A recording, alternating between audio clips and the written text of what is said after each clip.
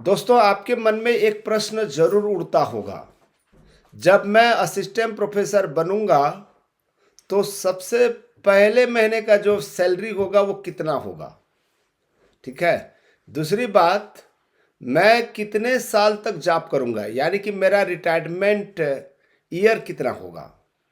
इसके अलावा promotion promotion का क्या गाइडलाइन है। क्या मैं जिंदगी भर असिस्टेंट प्रोफेसर रहूंगा। और तीसरी बात, असिस्टेंट प्रोफेसर बनने के बाद में ओल्ड पेंशन स्कीम और न्यू पेंशन स्कीम के बारे में मुझे जानकारी नहीं है, तो आपको जानकारी जरूर चाहिए होगा। ठीक है ना। तो मैं डॉक्टर वेणुधर रौतिया लॉ में प्रोफेसर हूँ, वो भी यूनिवर्सिटी में।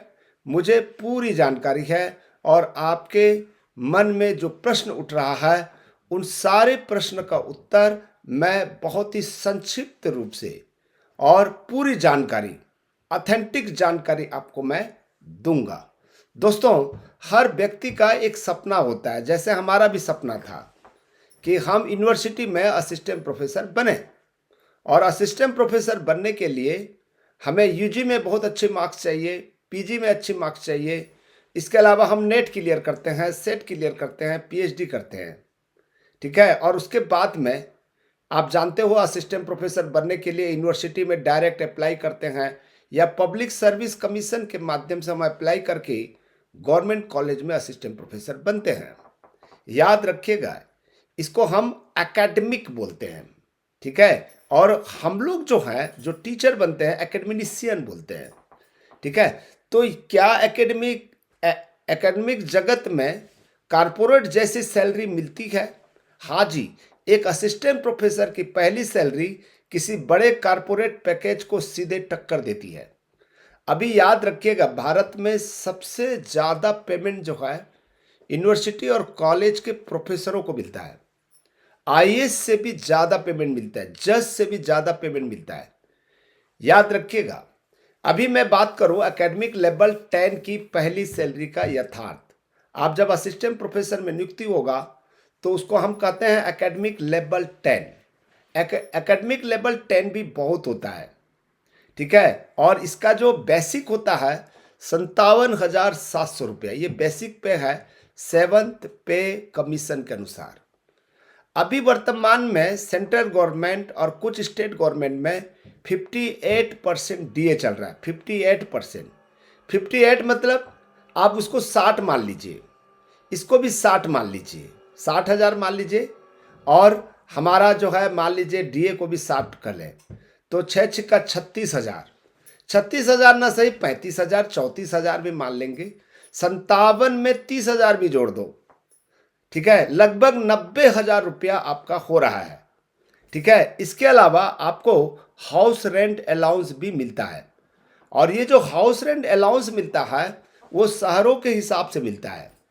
ठीक है। कहीं पर जो है शहरी क्षेत्र में अलग रहता है और ग्रामीण क्षेत्रों में एचआरए जो है अलग होता है।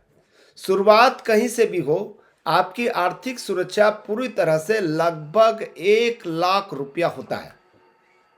आपको आपके हाथ में 1 लाख रुपया नहीं मिलेगा, क्योंकि आपकी पेंशन की सुविधा है। सीपीएफ जीपीएफ में आपका 10% 12% कटेगा। ठीक है। इसके बाद में इनकम टैक्स भी कटेगा।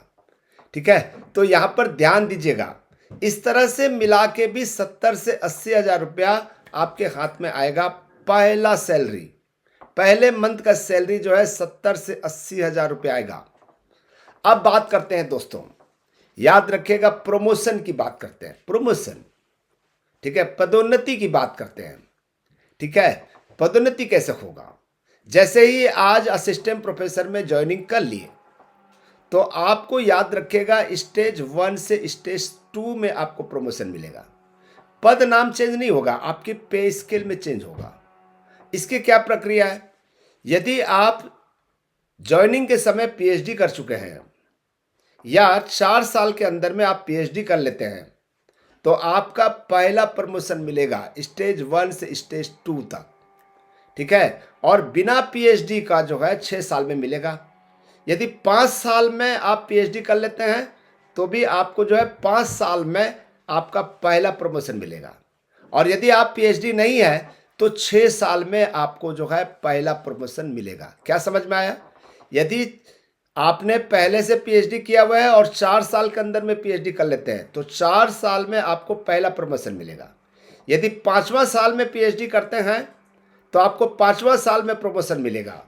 और यदि आप पीएचडी नहीं कर पाते हैं तो 6 साल में आपका प्रमोशन मिलेगा, पहला प्रमोशन।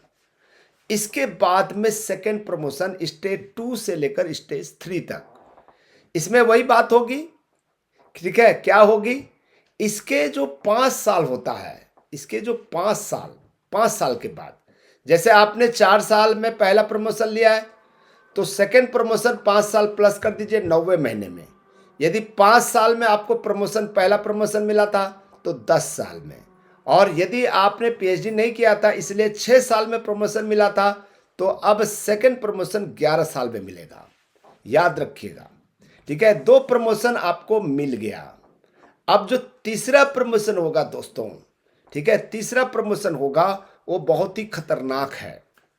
तीसरा प्रमोशन S3 से S4 में, ठीक है? अब आपका पद नाम चेंज होगा, असिस्टेंट प्रोफेसर से एसोसिएट प्रोफेसर बनेंगे, लेवल 13A कहते हैं।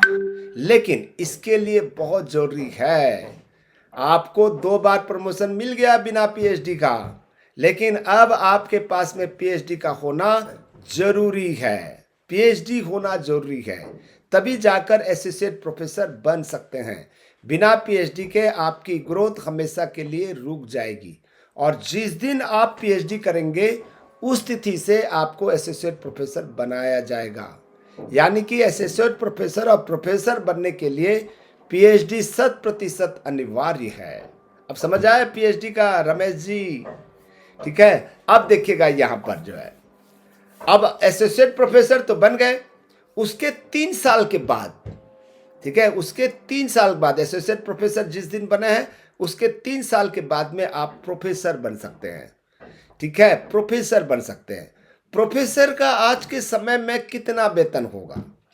याद रखिएगा, आपको हाथ में 3 लाख रुपया मिलेगा। ठीक है, प्रोफेसर का जो पेमेंट होता है सर्वाधिक होता है। ठीक है, और एसोसिएट प्रोफेसर का 2.5 लाख रुपया हाथ में मिलेगा, सब कट फिट के। ठीक है, एसोसिएट प्रोफेसर में 2.5 लाख रुपया, प्रोफेसर में 3 लाख रुपया। इसके साथ जब प्रोफेसर आप बन गए, उसके 10 साल के अनुभव के बाद में आप कुलपति बन सकते हैं। तो याद रखिएगा, प्रोफेसर के 10 साल का अनुभव कुलपति तक ले जाने का रास्ता है। प्रोफेसर के रूप में 10 साल का अनुभव यदि आपके पास में है तो आप वाइस चांसलर बन सकते हैं। कितनी अच्छी बात है भाई। अच्छा जी, आपको समझ में आ गया? लेवल 10 से लेकर जो है आप वाइस चांसलर तक के ये रास्ता है। ठीक है, तो इसके लिए बहुत जरूरी है पीएचडी। पीएचडी अभी से कर लेंगे तो आपको ज़्यादा से ज़्यादा फायदा मिलेगा।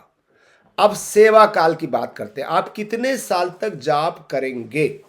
मान लीजिए आपने 30 साल में जॉब कर लिया, 30 साल में आप असिस्टेंट प्रोफेसर बन गए, तो आप कितने साल तक जॉब करेंगे? रिटायरमेंट कब होंगे? ये प्रश्न आता है। एक लंबा और सम्मानजनक सफर है। सेंट्रल यूनिवर्सिटी में मध्य प्रदेश, छत्तीसगढ़, बिहार, झारखंड, ये जो जगह है यहाँ पर 65 साल तक जॉब करेंगे, 65 साल तक। और कुछ राज्य हैं, कुछ राज्य जैसे उड़ीसा है, उत्तर प्रदेश है उड़ीसा में 60 साल तक है, उत्तर प्रदेश में 62 साल तक है। इस तरह के स्टेट वाइज जो है काम करते हैं। राजस्थान में 62 साल है, ठीक है, लेकिन छत्तीसगढ़ और मध्य प्रदेश, झारखंड और बिहार में 65 साल का जॉब है। और सेंट्रल यूनिवर्सिटी में 65 साल तक आप जॉब करेंगे। याद रखिएगा, यह शिक्षा, शोध और समाज को अपने अनुभव का अधिकतम योगदान देने का अवसर है। अब रिटायरमेंट की आर्थिक सुरक्षा की बात करते हैं। नेशनल पेंशन सिस्टम एनपीएस और OPS, old pension scheme, Chhattisgarh में ओल्ड पेंशन स्कीम चलता है, यानी कि आपका रिटायरमेंट में, ठीक है, पुराने तरीके से पेंशन मिलता है। लेकिन अभी दोनों बहुत अच्छा है, नेशनल पेंशन स्कीम भी, ठीक है, न्यू पेंशन स्कीम भी बहुत अच्छा है। क्यों बहुत अच्छा है आपको मैं बता दूं जैसे मान लीजिए आपको जो है आपका बेसिक और डीए मिलाकर जो है बेसिक का ही कह लें, बेसिक 57,700 है। मान लीजिए 6,000 रुपया आपका कटेगा, ठीक है, तो 6,000 रुपया गवर्नमेंट भी देगा, 12,000 रुपया पर मंथ कटेगा, ठीक है। और ये जो है शेयर मार्केट में लगता है। मार्केट फंड में अनुशासित निवेश के माध्यम से सुरक्षित भविष्य होता है। और यदि आज के डेट में आप असिस्टेंट प्रोफेसर बनते हैं और 65 साल तक जॉब करते हैं, एनपीएस में 5 करोड़ रुपया आपका पेंशन बनेगा, 5 करोड़ रुपया। उस 5 करोड़ रुपया में आपको, ठीक है, 3 करोड़ रुपया आपको नगद मिल जाएगा, 3 करोड़ रुपया नगद मिलेगा। और जो 2 करोड़ रुपया है उसी का आपको जो है पेंशन लाभ मिलेगा। यदि आज के डेट में हम बात करें तो कितना, फिर भी 2 लाख रुपया जो है पर मंथ पेंशन मिल जाएगा और साथ में 3 करोड़ रुपया आपको नगद मिलेगा, ठीक है। बहुत अच्छा है ना। इसीलिए तो हर कोई असिस्टेंट प्रोफेसर बनना चाहता है। पुराने और नए पेंशन व्यवस्था सही नजरिया क्या है? Old pension scheme fix pension है और आपका एनपीएस नई पेंशन है, बाजार निवेश आधारित है, आपका रेट बढ़ेगा। सही फंड मैनेजमेंट के साथ में एनपीएस भविष्य के लिए एक मजबूत सुरक्षा कवच है, ठीक है। आप रिटायरमेंट के बाद में चिंता करने की जरूरत नहीं है, नगद पैसा भी मिलेगा और साथ में पेंशन भी मिलेगा।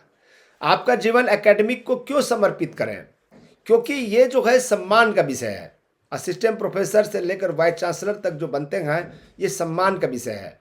इसमें आर्थिक सुरक्षा है, कारपोरेट स्तर की शुरुआती सैलरी और एनपीएस, ठीक है, इससे बेहतर है। और केस ब्लूप्रिंट, कुलपति तक का मार्ग है। आपको प्रमोशन सीट होने से या नहीं होने से कोई फर्क नहीं पड़ता, समय अवधि के अनुसार से मिलता है, ठीक है। अब यहां पर ध्यान दीजिएगा, आपका भविष्य तो सुरक्षित है, बस अपनी पीएचडी पर फोकस करें, नेट पर फोकस करें, सेट पर फोकस करें। अभी असिस्टेंट प्रोफेसर बनने के लिए जो भी चाहिए उसको पूरा करें। इस एकेडमिक ब्लूप्रिंट से जुड़ा आपका कोई भी सवाल हो, नीचे कमेंट्स में पूछें, मैं आपके सवालों के जवाब देने की पूरी तरह कोशिश करूंगा। अपनी रिसर्च शुरू करें और इस सुनहरे अवसर का हिस्सा बने। मैं जो बोलना चाह रहा हूं उसको ध्यान से रखिए। आप नेट निकालते हैं तो ये सब मिल जाएगा, इसलिए जो है नेट की तैयारी आज से और अभी हमारे चैनल के माध्यम से करें। Thank you, thank you, thank you.